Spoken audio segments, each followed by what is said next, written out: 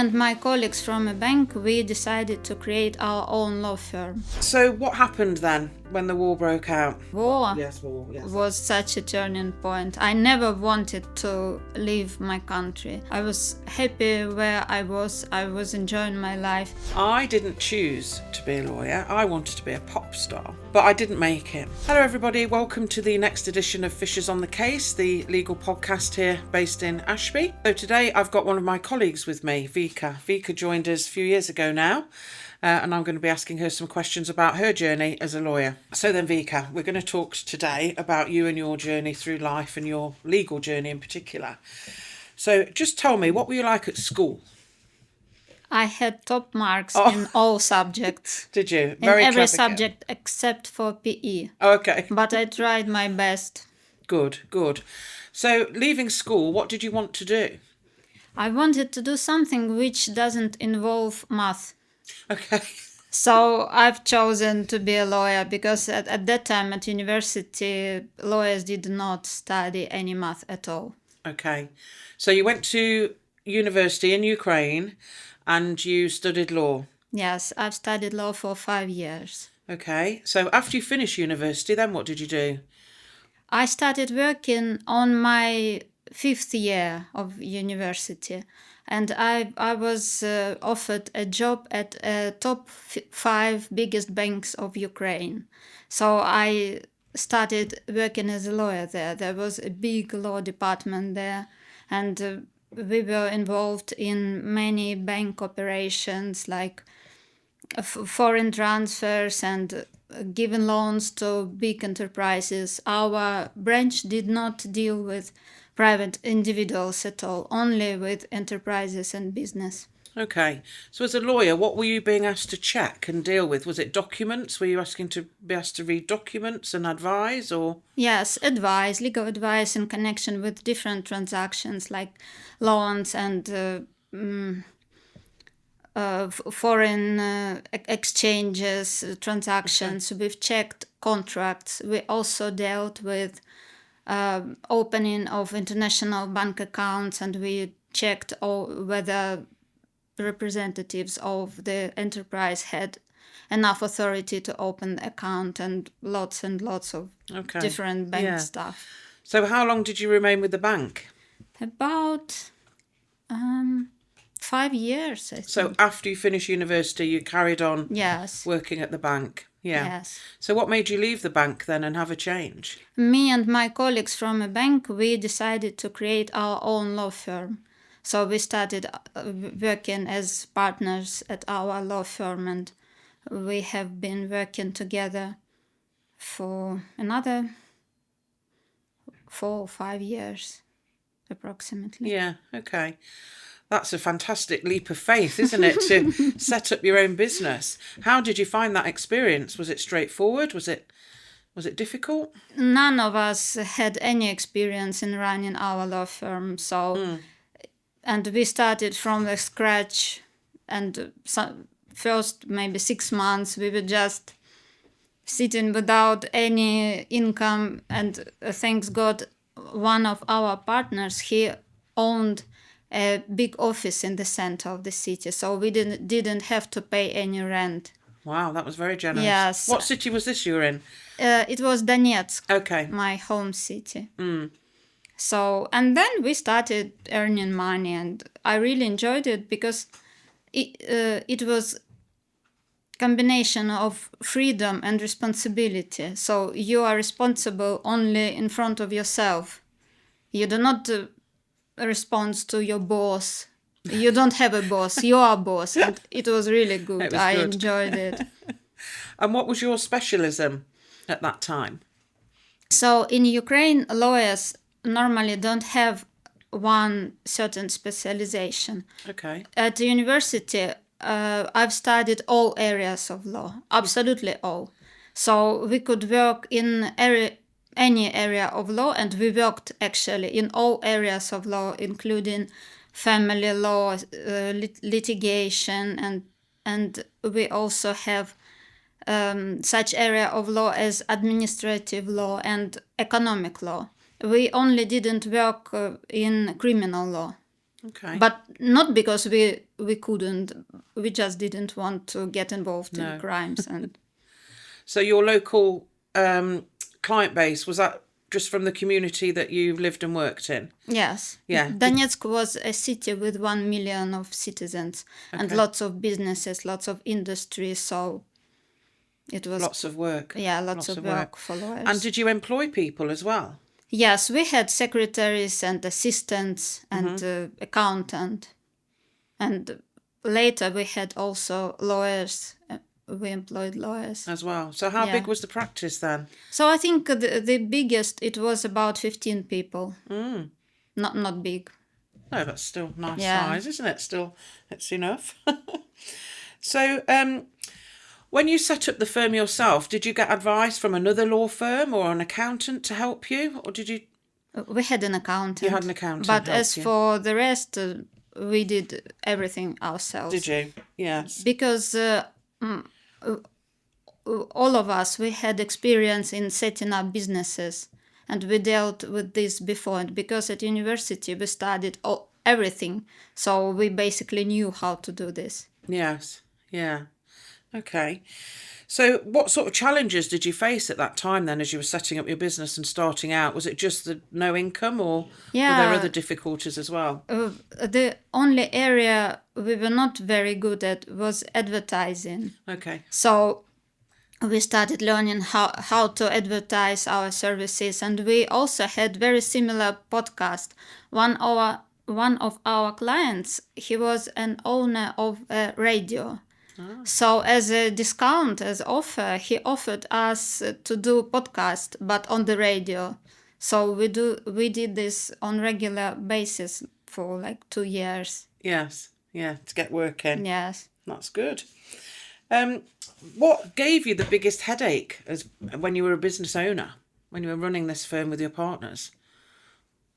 What was the? I don't remember having headaches. Oh, that's good. I felt so happy and content, and everything was great. Yes. Oh, that's nice. So what happened then when the war broke out? I've sold my share in the business when I decided to have a baby. So I sold my share, I had a baby, and then my ex-business partner, he was a notary at that time. Okay. So he had a big office for notary services. And in Ukraine, notaries not only deal with certifying of documents, they also do all types of contracts and mortgage agreements as well. And because we together worked at a bank, we had a huge experience of dealing with mortgage agreements from the bank side. Yeah. So it was very easy to deal with them from the notary side, because we knew everything about mortgage agreements and about loan agreements and about all this procedure, how people get money. And moreover, my ex-business partner, as notary, he invited our clients from a bank. So our bank was dealing with them as a loan side, and my boss notary, he was dealing as a notary side, because in Ukraine, mortgage agreement must be notarized. Okay. It is invalid if it is not notarized. So when my son was 10 months old, he invited me to work as CEO of his office. So I was head of his office, and I was checking all the contracts and just being in touch with everyone, with clients, checking all the documentation and drafting the most complicated contracts. Yes. And how long did you do that for? Was that up until the war broke out? It was for maybe 6 months, and then war started, and he fled to Kiev, and I fled to Mariupol, and I continued working online for him.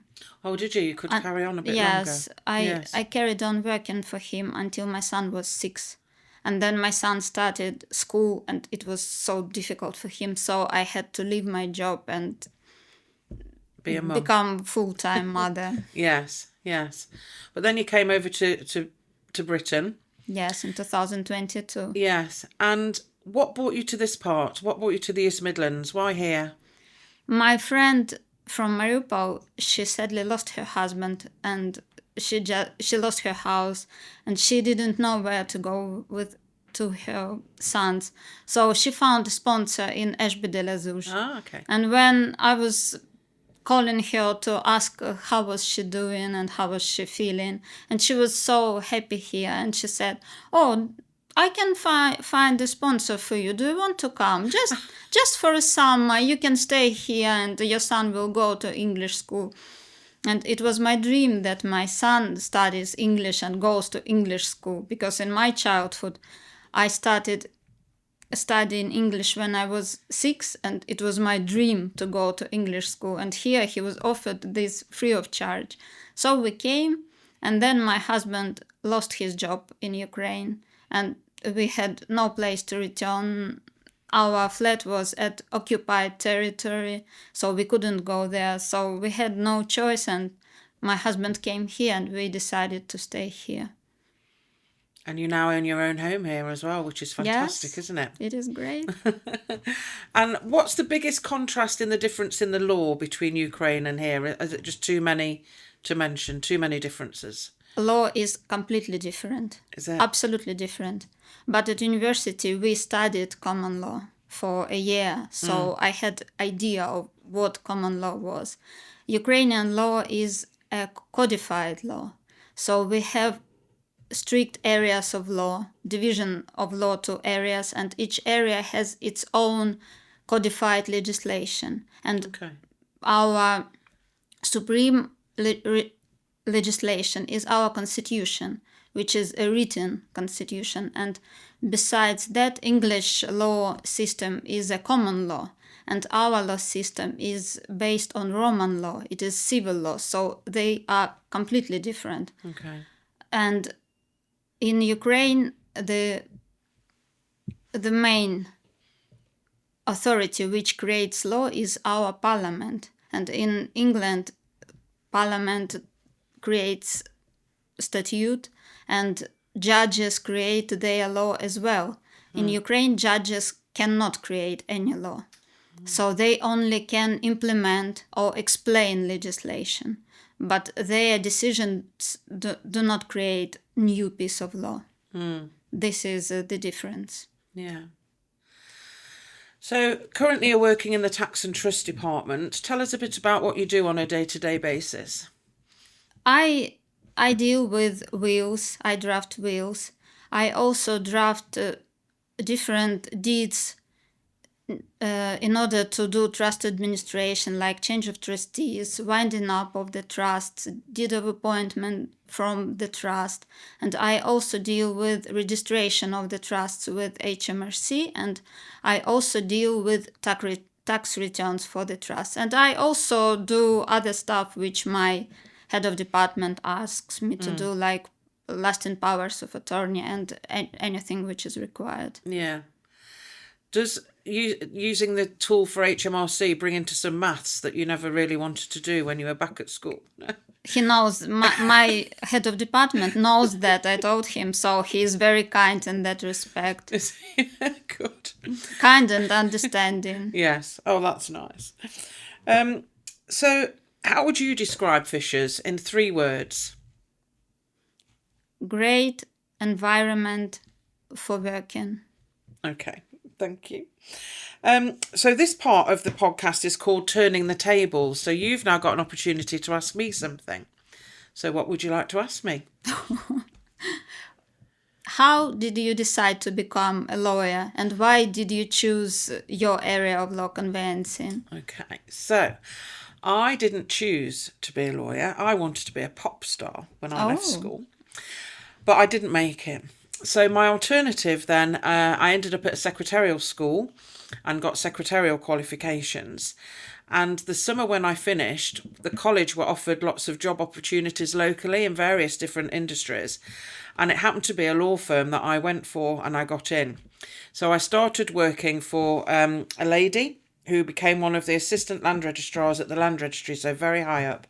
But after she left, I then went and worked for a partner in the firm, and I did conveyancing, I did commercial conveyancing, I did wills and probate and some business contracts. So it was quite a varied role, and he could see the potential in me.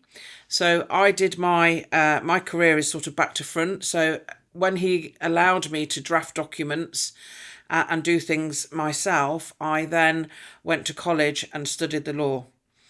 So I sort of did it back to front. But conveyancing was my love because I like being able to help people, and I like the intimacy of the contacts that I have with clients over, a few months, and then you might never hear from them again, or they might come back to you when they next move.